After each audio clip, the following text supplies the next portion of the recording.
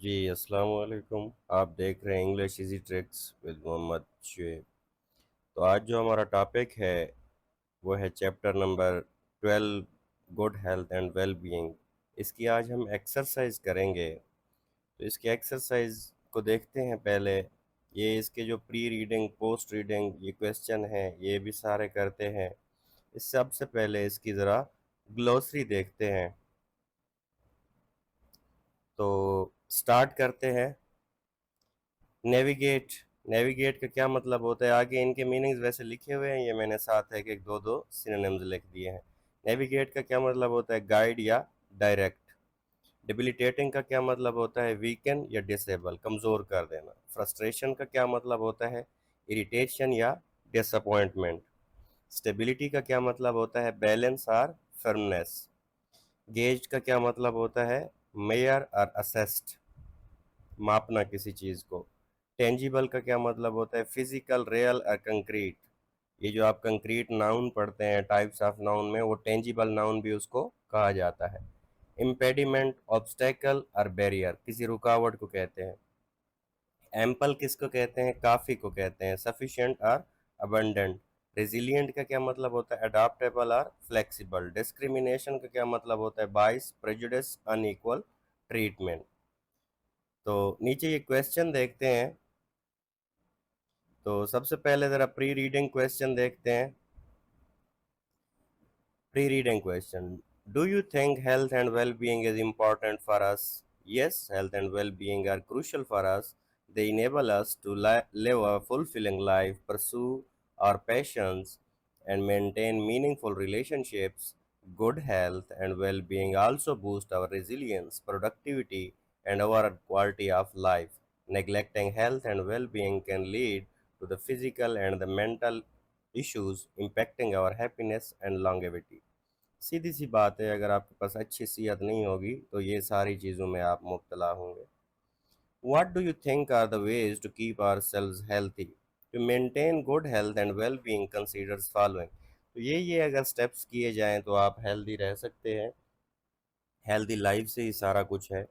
क्या चीज़, balance diet और hydration. Hydration का मतलब है इनफ मिकदार में पानी पीना। हाइड्रा बायोलॉजी का लफ्ज़ है, शायद जो बच्चे मेडिकल के बैकग्राउंड से हैं उनको पता होगा। हाइड्रेशन किसको कहते हैं, पानी से रिलेटेड चीज़ों।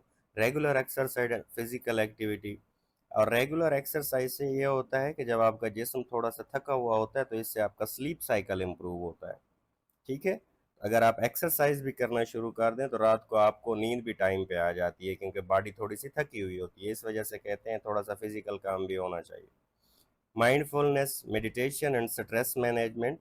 अगर आप ज़हनी वर्जिशें करें, ज़हनी तौर पे एक्टिव रहें, मेडिटेट करें, डीप थिंकिंग करें, किसी चीज़ के बारे में, अपने बारे में सोचें। स्ट्रेस मैनेजमेंट, और फिर अगर आप स्ट्रेस के बारे में, परेशानी को भी खुद मैनेज कर लें। एडिक्वेट स्लीप, 7 से 8 घंटे सोना चाहिए। Social connections and the meaningful relationship, अच्छे ताल्लुकात होने चाहिए, बजाय इसके कि आप वो ताल्लुक बनाएं जिस महफिल में जाएं आपका दिमाग ख़राब हो के आए। Mental stimulation and the personal growth, सीधी सी बात है, थोड़ा सा माइंड पे भी काम करें और फिर अपनी पर्सनल ग्रोथ पे भी काम करें, थोड़ा सा पर्सनैलिटी भी ग्रूम करें, क्योंकि आपकी जो पहली लुक होती है वो बहुत कुछ बता देती है आपके बारे में। Regular health check ups and screenings, तो आपको अपनी सेहत का भी पता होना चाहिए। हेल्दी हैबिट्स, ठीक है, हैबिट्स अच्छी होनी चाहिए, नो स्मोकिंग, लिमिटेड अल्कोहल वगैरह, ठीक है। Time management and work life balance, तो टाइम मैनेजमेंट ये एक ऐसी चीज़ है कि ये अगर जिस एज में आप हैं, अगर इस एज में कर लें तो आपको आगे मुश्किलात नहीं होंगी। Self care and relaxation technique, तो ये भी अपनी हिफाजत करें और रिलैक्स रहने के लिए भी कुछ ना कुछ टेक्निक्स अपने पास रखें। वाइल रीडिंग क्वेश्चन है, while reading, what healthy habit do you have, think of ways to promote well being in the daily life. Here are 5 healthy habits to promote well being. तो ये चीज़ें हैं well being. Connect with others, ये वही lesson से उठाई गई हैं, ठीक है। कनेक्ट विद अदर्स, अच्छे रिलेशन रखें। बी फिजिकल एक्टिव, थोड़ा सा जिस्मानी वर्जिश वगैरह करें। लर्न न्यू स्किल्स, नई स्किल्स सीखें। ये वैसे हमारे नबी पाक की हदीस भी है, उतलुबुल इल्म मिनल महद इलल लहद, कि माँ की गोद से लेकर कब्र तक इल्म हासिल करो। गिव टू द अदर्स, थोड़ा सा सखी बने, ठीक है, किसी को देने की कोशिश करें। प्रैक्टिस माइंडफुलनेस, थोड़ा सा जहन साजी करें। अच्छा, ये फिर इसके एडिशन में देख लें, plus balance diet, adequate sleep, regular health and checkup and stress management and self care, ये सारी चीज़ें भी आपको क्या करती हैं, तो प्रोमोट वेल बीइंग में काफ़ी हेल्प करती हैं। पोस्ट रीडिंग क्वेश्चन है, do you find the text inspirational? What inspire you to focus on your health and well-being after reading the text? The text is inspirational as it emphasizes the importance of health and well-being, highlighting their interconnectedness and impact on overall quality of the life. It encourages reader to take small step toward the positive change. जाहिर सी बात है, अगर आपने 1000 kilometre का सफ़र भी करना हो ना, स्टार्ट आपने एक कदम से ही लेना होता है। ठीक है, adopting healthy habits and routine promote physical and mental balance, ताकि आप जहनी तौर पे भी ठीक हों। By recognizing the detrimental effects of stress and benefits of mindfulness and self care, ये भी आपको पता होना चाहिए कि छोटी छोटी बातों पे जो जहनी स्ट्रेस लोग ले लेते हैं वो किस तरफ चले जाते हैं। Readers are motivated to prioritize their well being, तो जाहिर सी बात है, थोड़ा सा लेसन को पढ़ के ये भी फील होता है कि ये चीज़ें हमें, the this inspiration sparks a desire to increase the resilience and cultivate more fulfilling life. तो जब आप ये टेक्स्ट पढ़ लेते हैं तो आपको लगता है हम भी ये आदत अपनाएंगे। लेकिन ये वैसे भी first year, second year, matric, ये ऐसी लाइफ होती है जब टीचर मोटिवेशनल बातें कर रहा होता है तो बच्चा कहता है कि मैं आज से ही स्टार्ट करूंगा, लेकिन घर जब जाते हैं तो फिर लोहा ठंडा हो जाता है, कोई पता नहीं होता सर ने क्या कहा था। खैर, एक्सरसाइज के क्वेश्चन देखते हैं। Do you think health and well being are connected और different? Explain connection between health and well-being. Health and well-being are interconnected concepts. Health refers to the absence of the physical mental illness, while well-being encompasses the broader sense of overall quality of life, happiness, and fulfillment. Good health is essential for well-being, and well-being influences health. ये हमने जो पहले पढ़ा था कि objective और subjective well-being के बारे में, ये वही चीज़ बताई गई है कि बाहर से तो बंदा आपको खुश नज़र आता है, तो उससे अगर पूछा जाए कि वो अपनी ज़िंदगी से मुतमईन भी है कि नहीं। Question number two. How can you define well-being? Describe its type as well. Well-being is a state of physical, mental and emotional balance and stability. There are two types. ठीक है, जो लेसन में बताई गई, ऑब्जेक्टिव वेल-बीइंग और subjective well-being. Objective well-being क्या है? Based on the tangible factor like food, education, health, safety and shelter. Subjective क्या है? Relies on the intangible measurements like satisfaction, happiness, sense of meaning. लोग जी तो रहे होते हैं, जिंदगी का मकसद भी पता होना चाहिए। उसके बाद है, is stress an impediment in the way of achieving a goal, healthy living? How stress is a significant impediment to healthy living, affecting physical and mental health. Chronic stress can increase blood pressure, weaken the immune system, contribute to the mental health issues like anxiety and depression, impact sleep quality and reduce the productivity। ठीक है, तो stress कौन कौन सी चीज़ों में रुकावट करता है ये देख लें आप। Stress can also lead to the unhealthy coping mechanism, further exacerbating health problems. Exacerbate का मतलब होता है increase, किसी भी चीज़ को बढ़ा देना। Effective stress management is crucial for maintaining the overall well-being। अगर इंसान सेहतमंद रहना चाहता है तो उसके लिए ज़रूरी है कि वो स्ट्रेस मैनेजमेंट सीखे। अच्छा, ये मैंने चीज़ें पॉइंट में भी लिखी हुई हैं, नीचे फिर मैंने पैराग्राफ में भी लिख दिए हैं, लेकिन कोशिश किया करें पॉइंट्स देख के खुद से लिखने की कोशिश किया करें ताकि आपकी लैंग्वेज इंप्रूव हो। देख लीजिएगा जिसको जो पसंद आए। What are the ways through which you can improve your overall health? Ways to improve overall health includes balance diet, regular exercise, mindfulness and meditation, social connections, adequate sleep, stress management, regular health and checkups. अब यही चीज़ नीचे मैंने paragraph में लिख दी है। Improving overall health requires a holistic approach that includes a balanced diet, regular exercise, mindfulness, and meditation. Building and maintaining social connection, getting adequate sleep, managing stress, and scheduling regular health checkups also contribute to the better health. Additionally, engaging in activities that promote the mental stimulation and personal growth can enhance overall well being. Question number 5. Well being is more than happiness and life satisfaction. Do you agree? Well being is a holistic concept that goes beyond the temporary happiness. Yes, I agree. Well being encompasses physical health, mental resilience, emotional stability, social connections, purpose, and meaning.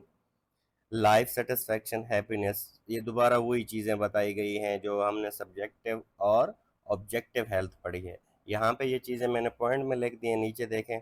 Yes, well being and encompasses the more than happiness and life satisfaction. It includes physical health, mental resilience, emotional stability, social connection, purpose, and meaning. While happiness and life satisfaction are important aspects, well-being also considers factors like physical health, relationships, and personal growth. This broader definition acknowledges the complexity of the human experiences. Question number 6. How does modern lifestyle affect our physical and mental health? Give your answer along with your real life examples. Modern lifestyle can negatively affect physical and mental health due to poor diet, increased screen time, social isolation, chronic stress, lack of sleep. Modern lifestyle negatively impact our physical and mental health due to factors like sedentary habits, poor diet, increased screen timing, social isolation and chronic stress.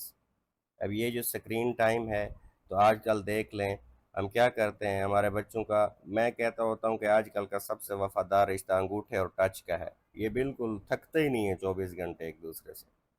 ठीक है। For instance for instance long working hours can lead to the burnout. Excessive social media use is linked to the depression, and processed with the food consumption contribute to the obesity. Urbanization also decreases. अब ये शहर जो बढ़ गए हैं, इधर जो खाने वगैरह आपको मिलते हैं, ये भी बहुत बड़ी खप है.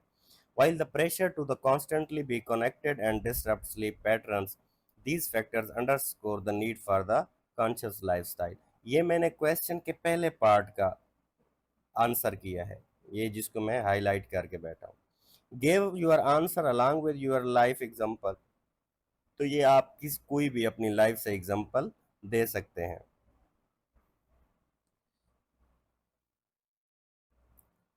तो ये क्वेश्चन हमारे हो गए। उसके बाद ये पेयर वर्क है, आपको क्लास में अगर टीचर करवाएगा तो उधर ही आप करेंगे ग्रुप वर्क। ठीक है। उसके बाद देखते हैं एडजेक्टिव फ्रेज। एडजेक्टिव फ्रेज क्या होता है? सबसे पहले तो एडजेक्टिव फ्रेज से पहले हमें एडजेक्टिव का पता होना चाहिए। एडजेक्टिव वो होता है, वर्ड्स होता है या वर्ड्स होते हैं जो हमें नाउन के बारे में बताते हैं। अब हम देखते हैं definition. An adjective phrase is a phrase that contains an adjective, but there is more to it than that as a whole. An adjective phrase is a phrase that acts as an adjective by describing a noun. ठीक है। फर्क क्या होता है adjectival phrase में? Adjective एक word होता है, और इसी तरह अगर एडजेक्टिव फ्रेज होगा मोर देन वन वर्ड होगा। According to the Collins Dictionary, an adjective phrase is defined as a group of words based on an adjective such as very nice or interested in football. An adjective phrase can also consist simply of an adjective. तो ये एक adjective पे भी simply of an adjective। ठीक है। इस बात को ज़रा गौर करें तो ये आगे काम आएगी। simply एक adjective word पे भी वो हो सकता है। ठीक है। एग्जाम्पल देखें। Alex is a well behaved man. तो ये जो अंडरलाइन किए गए हैं ये सारे क्या है? एडजेक्टिवल फ्रेज हैं या एडजेक्टिव फ्रेज हैं।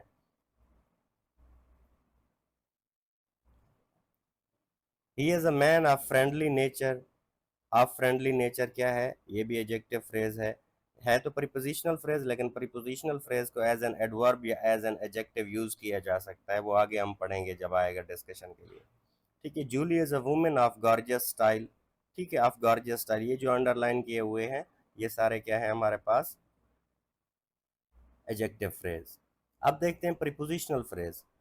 A phrase is a group of word without subject and verb. अब ये इसने इधर अ फ्रेज लिख दिया है, यहाँ पे आना चाहिए था अ प्रीपोजिशनल फ्रेज। ठीक है। मैं लिख देता हूं a prepositional phrase. A prepositional phrase is a group of word without a subject and verb used as one part of the speech. A prepositional phrase consists of a preposition, its object and modifiers of the object. तो इसमें क्या होता है? इसमें आपके पास subject या verb नहीं होता, लेकिन ये हमें सही से कहाँ समझ आएगा आगे एग्जाम्पल में।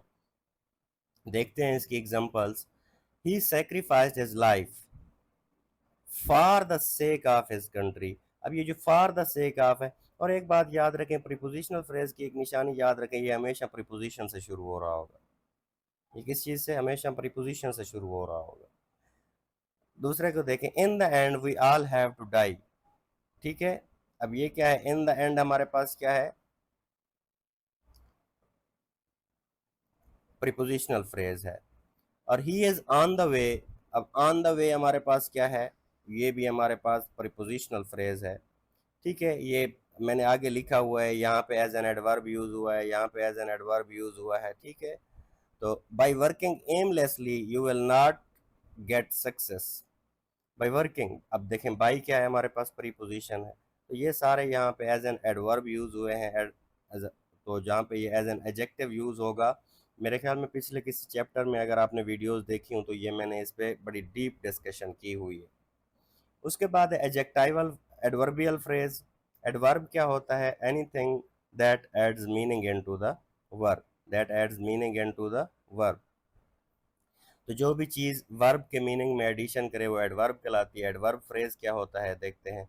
N adverbial phrase is a group of word that have the same impact as an adverb. Same, इसका भी वही काम होता है। वो एक वर्ड होगा तो एडवर्ब होगा, एक से ज्यादा वर्ड होंगे वो वर्ब के बारे में बता रहे हो तो वो एडवर्ब फ्रेज हो जाएगा। Adverbial phrase can modify a verb, adjective, adverb, clause और एन इंटायर सेंटेंस। ठीक है, तो adverbial phrase make a sentence more interesting and exciting. अब देखें जरा, the horse runs at a good speed.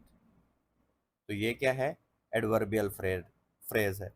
अब ये जो प्रीपोजिशनल फ्रेज है, जो प्रीपोजिशनल फ्रेज है ये वही इस्तेमाल हुआ एज एन एडवर्बियल फ्रेज। ठीक है, तो प्रीपोजिशनल फ्रेज के बारे में मैं दोबारा बताता चलूँ। Prepositional phrase as an adjective, as an adverb, वो हमारे पास यूज हो सकता है। फिर वो देख लेना है, अगर नाउन के साथ लगा हुआ है तो वही प्रीपोजिशनल फ्रेज को हम एडजेक्टिव फ्रेज कहेंगे, लेकिन वही अगर वर्ब के साथ लगा हुआ है तो हम उसे क्या कहेंगे? एडवर्ब फ्रेज या एडवर्बियल फ्रेज।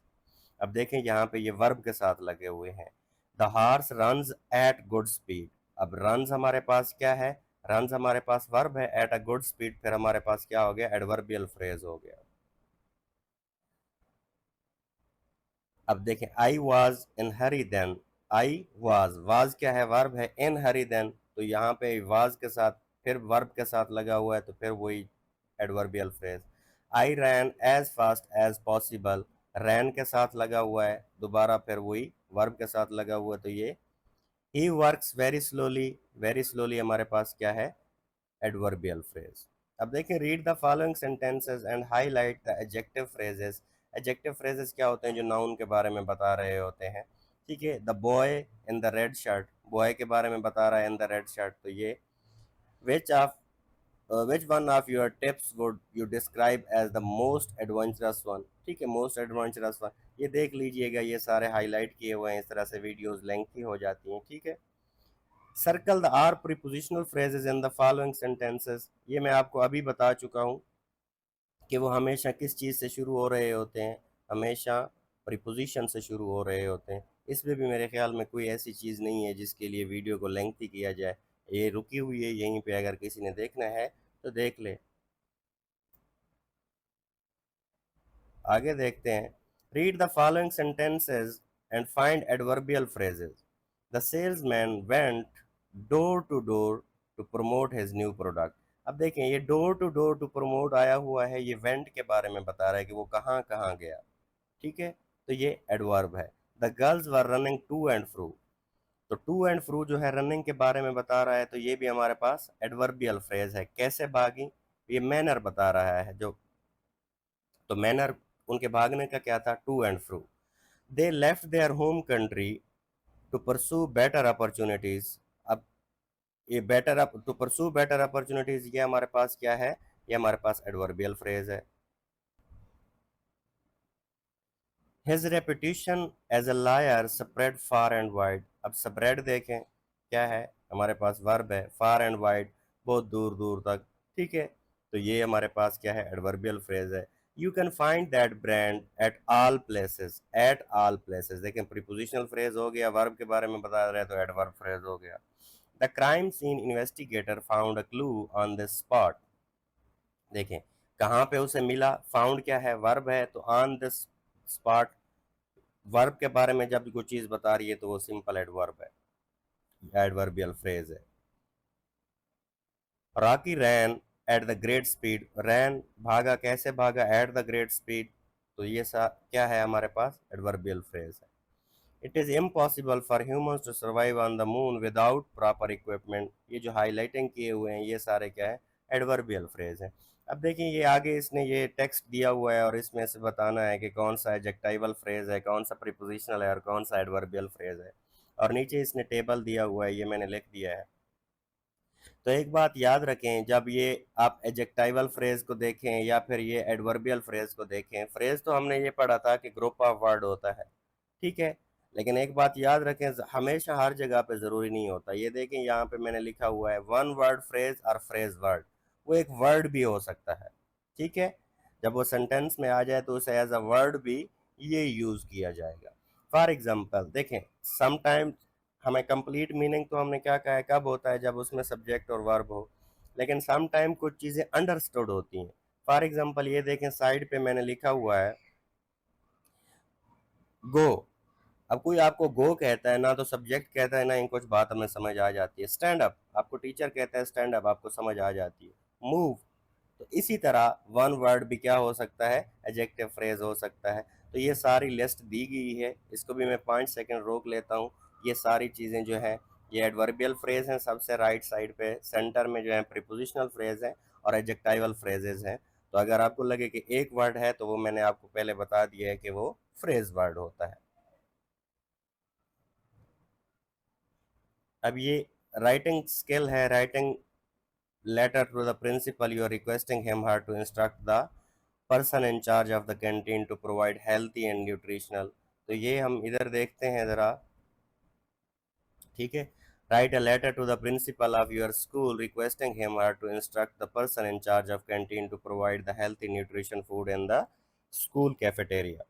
सबसे पहले आपने क्या करना है, एग्जामिनेशन हॉल, क्योंकि आप एग्जाम में लिख रहे होते हैं तो इस वजह से आपने एग्जामिनेशन हॉल लिखना होता है, अदरवाइज यहाँ पे एड्रेस होता है, ठीक है। अदरवाइज एड्रेस होता है। उसके बाद आपने सिटी लिखना होता है, ABC जनवरी, ये मैंने डेट लिख दी है। उसके बाद आपने डेट लिखनी होती है, फिर जिस बंदे को लिख रहे हैं द प्रिंसिपल, और नीचे फिर उसी इदारे का नाम लिखना है। सब्जेक्ट लिखना है आपने कि पर्पज़ क्या है आपका लिखने का, request for the healthy and nutritional food and the school canteen. Dear principal, dear लिख दें, रेस्पेक्टेड लिख दें, कुछ भी लिख दें। I hope this letter finds you well as a concern student of school. I am writing to the request that you consider providing healthy and nutritional food options in our school canteen. While While the current menu offers convenience and affordability, it often lacks essential nutrients and promotes the unhealthy eating habits. कि आप जो खाना हमें provide कर रहे हैं ये सस्ता तो है लेकिन हमारी सेहत इससे इम्पेक्ट हो रही है। As a students we spend a significant amount of time in school and rely on the canteen for our meals. Consuming unhealthy food regularly can lead us to various health issues, decreased energy levels, and reduced academic performance. उसके बाद I kindly request you that you instruct the canteen staff to incorporate more nutritious options such as fresh fruits और vegetables होनी चाहिए, whole grain sandwiches and wraps होने चाहिए, low sugar snacks and beverage होनी चाहिए। Beverage जो होती हैं जो पैक हो के जो कोल्ड ड्रिंक्स आती है, ये तो जो पाकिस्तान में कोल्ड ड्रिंक बनती हैं उनके लिए नहीं, वैसे बीवरेजेस किसको कहता है, पीने की चीज़ को कहते हैं। लीन प्रोटीन सोर्सेज, ठीक है। Healthy meal combinations, salads, stir fries. Additionally, I consider labeling menu items with the nutritional information to promote informed choices. This initiative will not only benefit students' health but also foster a positive learning environment. I believe that providing healthy food options aligns with the school's mission to promote the student well-being and academic excellence. Thank you for considering my request. I look forward to seeing a positive change in sincerely. और नीचे आपने क्या करना है, simple अपना नाम लिखना है। उसके बाद देखें रीड ओलिवर ट्वेस्ट चार्ल्स डिकन, तो ये भी मैंने उधर ही किया हुआ है, ये देखते हैं इसको। Read Oliver Twist by Charles Dickens, abridged version, and examine how author develops contrast the point of view different characters or narrators in a text, critique on the plot development with respect to different aspects of the story. अब ये जरा इसकी summary मैंने छोटी सी लिखी है, इसको देखते हैं। Oliver Twist tells the story of Oliver a poor orphan born in the work house. एक यतीम के बारे में कहानी है जो एक वर्क हाउस में पैदा हुआ। Sold in to the apprentices to the coffin maker, और फिर वो किसको बेच दिया गया? कॉफन मेकर को। Oliver runner away to London, runs away to London, वो लंदन भाग जाता है। Where he falls in with a group of pick pockets, और फिर किसमें? चोरों वगैरह के साथ। लेड बाई फैगन, जो फैगन उनका हेड होता है उस ग्रुप का। Oliver innocence and kindness contrast with the harsh realities of the poverty and crime. जाहिर सी बात है, गरीब बंदा क्या ही कर सकता है, तो उसकी काइंडनेस वगैरह क्या बताती है कि उसने किस किस तरह के हालात देखे। Rescued by the benevolent mister Brownlow, Oliver discovers his true identity and finds the sense of belonging. तो ये एक बंदा उसकी लाइफ में आता है, मिस्टर ब्राउनलो, ओलिवर, जिसकी वजह से उसे अपनी जिंदगी का मकसद पता चलता है। अब देखें इसका मेन थीम क्या है? पॉवर्टी एंड एक्सप्लॉयटेशन है, कि किस तरह से गुर्बत होती है और फिर गरीब को लोग कितना अपने मकसद के लिए इस्तेमाल करते हैं, गरीब का कोई एहसास नहीं करता। क्राइम एंड रिडेम्पशन है, कि इंसान फिर जब गरीब होता है तो उसको ऐसा लगता है कि मैं कुछ जुर्म वाला तरीका ही अपनाऊंगा तभी मैं कुछ ना कुछ कर सकता हूँ। ठीक है। सोशल क्लास एंड मोरालिटी है, तो अमीर लोगों को भी ऐसा लगता है समटाइम्स कि बस वही सारा कुछ है, गरीब लोगों के लिए कुछ नहीं है। अच्छा, इसके की कैरेक्टर कौन कौन से हैं? ओलिवर ट्विस्ट है, प्रोटागोनिस्ट है। प्रोटागोनिस्ट किसको कहते हैं? जो भी किसी चीज का हीरो होता है।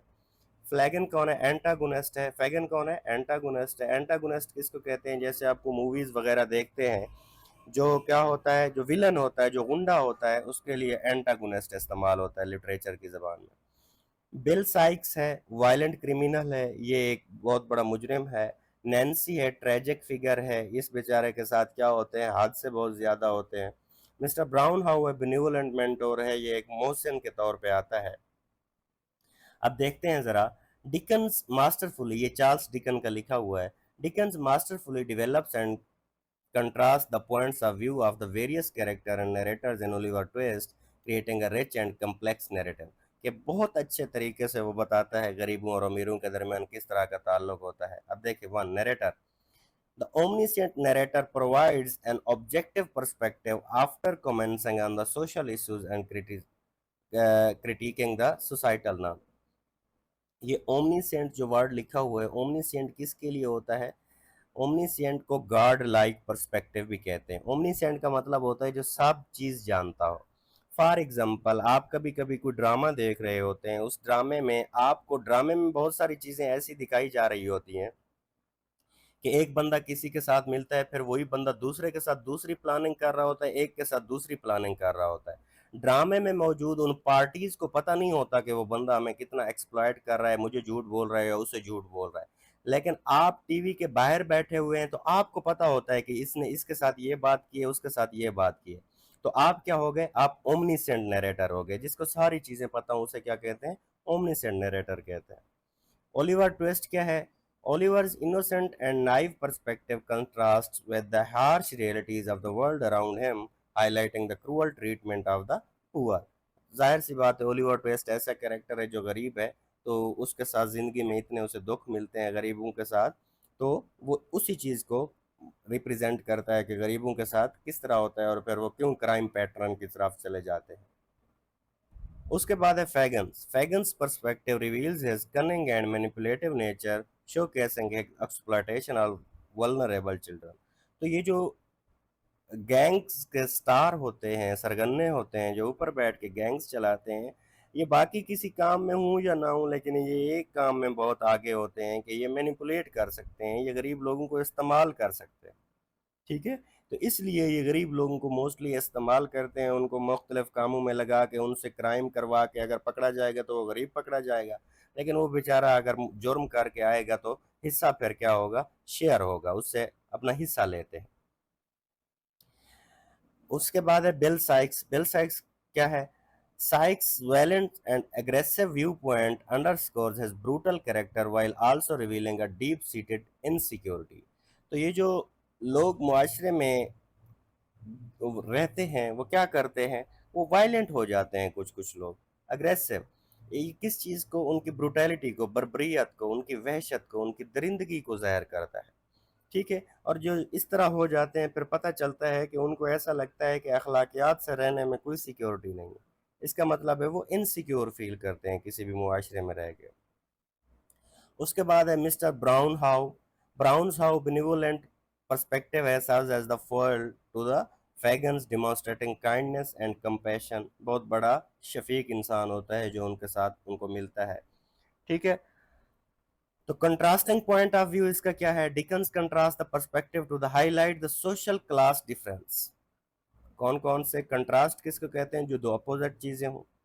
ठीक है, उसने कौन कौन सी सोशल क्लास डिफरेंस बताया है। ओलिवर इनोसेंस है और फैगन्स क्या है, कनिंग है। ये क्लास डिफरेंस है कि मुआशरे में कुछ तेज लोग होते हैं और कुछ मासूम लोग होते हैं। उसके बाद सेकंड पॉइंट है illustrate the moral dichotomies, Brown's kindness versus Sikes brutality. Brown जो इंसान है वो एक रहम दिल है, और जो ये साइक्स है ये क्या है, ये वहशत पसंद करता है। Explore themes poverty, crime, redemption. ये रिडेम्पशन किसको कहते हैं, फ्रीडम को कहते हैं, अपनी रूह को किसी चीज से पाक करना। उसके बाद प्लॉट डेवलपमेंट क्या है, प्लॉट क्या होता है, स्टोरी की कहानी। प्लॉट किसको कहते हैं, कहानी के कैसे कैसे आगे की तरफ बढ़ रही है, उसमें कौन सी स्ट्रेंथ्स हैं और कौन सी वीकनेसेस हैं। क्वेश्चन में ये सारा क्वेश्चन है, क्वेश्चन के ही पार्ट है। मैंने कुछ एक्स्ट्रा नहीं लिखा, लेकिन मैंने कोशिश की है कि मैं शार्ट से शार्ट लिखूं ताकि आपको समझ भी आ जाए और कम से कम वक्त में हो जाए। तो इसकी स्ट्रेंथ्स क्या है उसके प्लॉट की, social commentary. Dickens effectively critics Victorian social issues, कि विक्टोरियन एज में जो जो इश्यूज थे उनको वो बताता है, such as poverty, child labour and crime, कि किस तरह से जुर्म थे, किस तरह से बच्चों पे जुल्म करके उनसे काम करवाया जाता था और किस तरह गुर्बत थी। कैरेक्टर डेवलपमेंट क्या है, कम्प्लेक्स कैरेक्टर्स हैं लाइक ओलिवर एंड फैगन। ओलिवर और फैगन, अगर ये पूरी स्टोरी पढ़ेंगे तो पता चलता है कि ओलिवर कभी क्या बन जाता है और इसी तरह फैगन कभी क्या बन जाता है। कम्प्लेक्स कैरेक्टर है। ड्राइव द प्लॉट, कि इस तरह से वो प्लॉट को ड्राइव करता है, आगे चलाता है। इसी तरह प्लॉट ट्विस्ट, तो हमेशा कहानियों में ट्विस्ट भी आते रहते हैं। अनएक्सपेक्टेड इवेंट्स, उसने ऐसे इवेंट्स भी लिखे हुए हैं पूरी कहानी में कि जो एक साइड से दूसरी साइड पे ले जाते हैं। Like Nancy's betrayal and Monks revelation. Monk किसको कहते हैं, जो चर्चेस वगैरह में काम करते हैं। Revelation, keep readers engage. ये आप जब पढ़ेंगे तो आपको पता चलेगा कि ये कैसे नैन्सी उसको मॉन्क्स को धोखा देती है।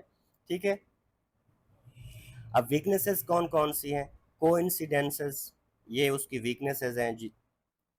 कौन सी, कन्वीनियंट प्लाट प्लाट डिवाइसेस के आरामदेह हैं, सच एज Oliver discovery by the mister Brownlow feel contrive. ठीक है, ये उसके वीक पॉइंट्स हैं कि प्लाट को उसने कन्वीनियंट डिवाइसेस, बहुत ही आराम से उसका प्लाट समझ आ जाता है। Pacing, some sections like Oliver's time at the work house feel rushed. इन चीज़ों पे कभी कभी रश भी आता है कि ये उसने कैसे लिख दी है, ये उसकी वीकनेस पे आता है।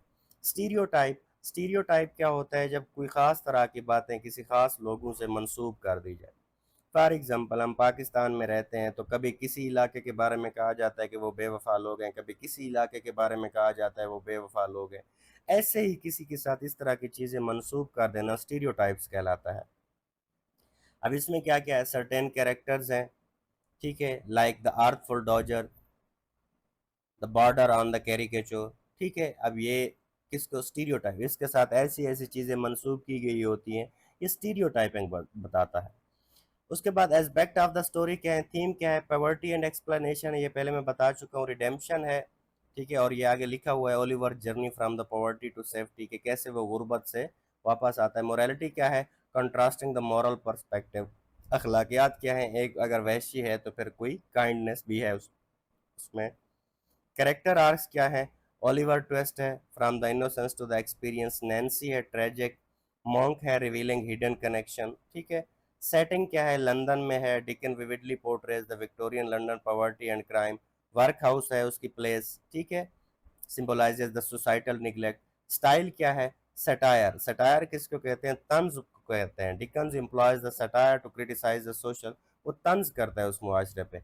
इमेजरी क्या है, विविड डिस्क्रिप्शन हैं, सेटिंग एंड कैरेक्टर हैं, उसने बड़े शोख अल्फाज में ये सारी चीज़ें लिखी हुई हैं। Oliver Dickens' masterful development and contrast of perspective create a compelling narrative that critiques social issues and explores the complex theme। कि इस तरह से वो लिखता था कि वो उसके जो थीम होते थे वो क्या होते थे, एक्सप्लोर होते थे। इससे आगे देखते हैं। आगे देखें, ये एक प्रोजेक्ट है कि माई किचन गार्डन, ठीक है। Look for the different gardening technique, कि किस किस तरह गार्डनिंग की कौन कौन सी टेक्निक होती हैं। ऑर्गेनिक फूड का क्या मतलब होता है, जो नेचुरल खाना होता है। Organise small kitchen garden at your place keeping in view of the following point. कौन कौन सी, selection of the suitable location, जाहिर सी बात है आपको सब्जियां वगैरह उगाने के लिए, ऑर्गेनिक फूड उगाने के लिए, पौधे उगाने के लिए आपको एक गार्डन की ज़रूरत पड़ती है। राइट काइंड ऑफ प्लांट्स, और आपने अच्छे पौधे लगाने होते हैं। प्रिपरेशन ऑफ द सॉइल, उससे पहले आपने ज़मीन तैयार करनी होती है। पॉट्स फॉर प्लांट्स, आप अपने पौधों के लिए बर्तन लाने होंगे। Making water and sunlight, same simple सी चीज़ें हैं, आप में से हर किसी के घर में पौधे होंगे, ठीक है। उसके बाद है habit for the healthier life style. Think about the ideas, organise, create and well planned expository essay on the topic habits and। तो इस ऐसे को देखते हैं ज़रा हम।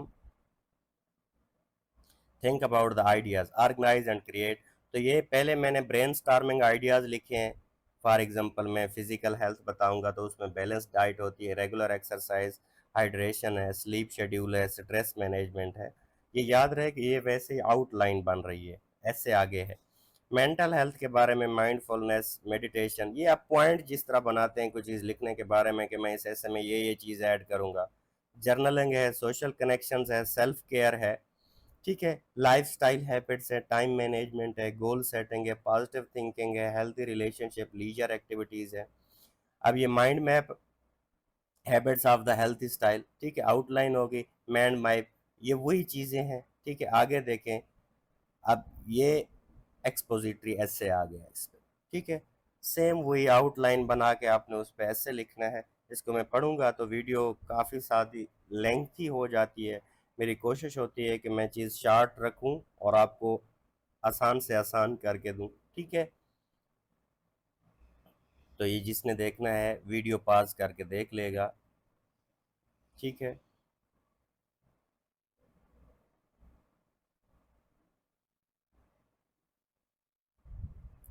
उसके बाद देखते हैं।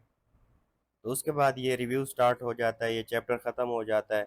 होपफुली मैंने चीज़ें आपके लिए आसान की होंगी, आपको समझ आई होंगी। तो लाइक, सब्सक्राइब और शेयर ज़रूर कर दीजिएगा। Thank you so much.